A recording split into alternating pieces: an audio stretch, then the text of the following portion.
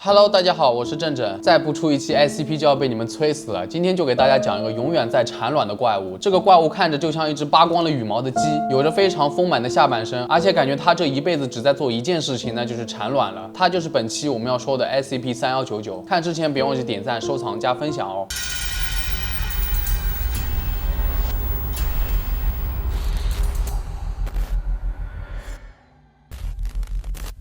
SCP-3199 的收容级别是 Kate 级的，它是在爱尔兰被发现的。当时有报道称，一个身份不明的秃头生物正在茂密的丛林当中哭泣，声音就像女妖怪。抓捕过程中，两名人员失去了联系，找到他们的时候，内部器官和下巴几乎完全解散了。在运输过程中 ，SCP-3199 生产了2个后代，导致另外的6名人员死亡。SCP-3199 是有意识的类人生物，尽管有些组织样本中研究出 SCP-3199 有鸡和黑猩猩 DNA 的痕迹，但是3199是完全没有毛的。它的身高约2.9米，体重个体的重量超过了780公斤，沾有薄薄的白蛋白，而孵化个体的平均重量为360公斤。SCP-3199 的脖子似乎脱臼了，并能够扭曲约340度，这可能是由于3199的生殖周期所致的。3199还被认为是个猎人，因为它们的最高时速可以达到每小时25公里。当3199与人或者动物接触时，3199会谋杀并吞噬掉受害者。观察到3199可以生产灰白色的大卵蛋，外形呈橡胶状，有极强的弹性，卵是从它们的胃中形成的，最终通过口腔排出，一种粘性红色物质跟卵流出。这种红色物质最初被认为是胎盘的一种形式，经过化学分解后，确定它是一种高度腐蚀性的物质。推测 SCP-3199 这种生物用来避免灭绝的方法，就是会继续创造卵来填充它们的空间。在它身体里中并没有什么限制，但是目前想彻底清除它是不可能的，因为无论年龄大小，无论在什么时候，所有 SCP-3199 的个体的胃里都会携带着一个卵，从而可以确保至少有一个成员可以生存下来。有记录显示，在2017年，基金会对 SCP-3199 的最初收容地点进行了彻底扫描，试图进一步发现有关 SCP-3199 的起源信息。当地人声称，这座偏远住宅已经在树林当中建立了好几年了。地面小组 D029 发现了一些令人感兴趣的物品，有一袋不同颜色和尺寸的针线，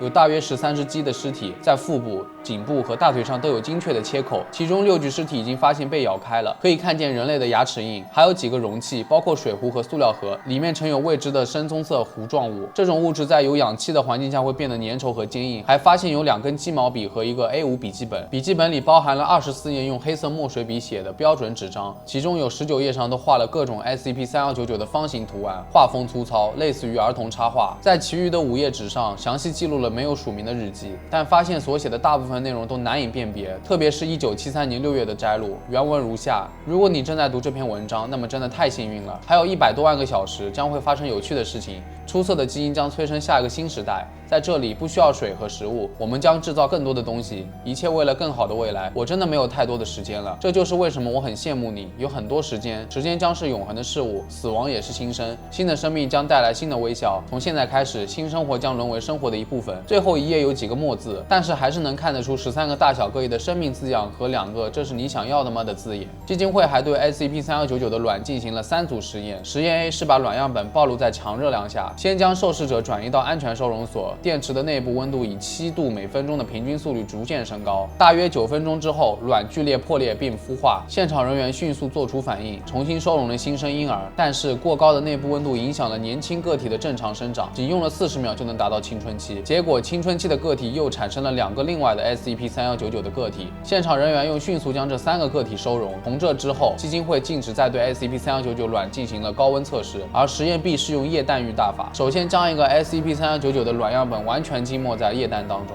暴露约45分钟之后 ，SCP-3199 已经达到了零下190度。暴露了2个小时之后，取出卵样本并置于极端压力下，结果液压机在约9000的压力值下达到了峰值，在样品破碎前30分钟出现了裂纹。收集这些卵碎片，然后压成细浆，可以找到蛋白或者蛋黄。这个实验证明了焚化这些残骸可以成功摧毁整个卵。而最后的实验 C 是对卵样本的壳进行化学分析，化学分析后显示有珍珠母、牙釉质和目前未知的碳化合物的痕迹。截止2017年的6月12日，目前有4个 SCP-3199 被收容。我觉得那个写日记的人是不是对现实的世界很失望，想创造一个新的世界？他想创造一种比人类更高级的生物，可以永生、无限繁殖。而 SCP-3199 可能也是一个失败的实验室产物，这只是我个人的猜想。不过我想问的是，是先有 SCP-3199 呢，还是先有 SCP-3199 的蛋呢？好了，本期视频到这里就结束了。正正并不是专业讲 SCP 的，但是每周都会讲一期，所以喜欢正正的话，千万别忘记关注哦。喽。那我们下期再见吧。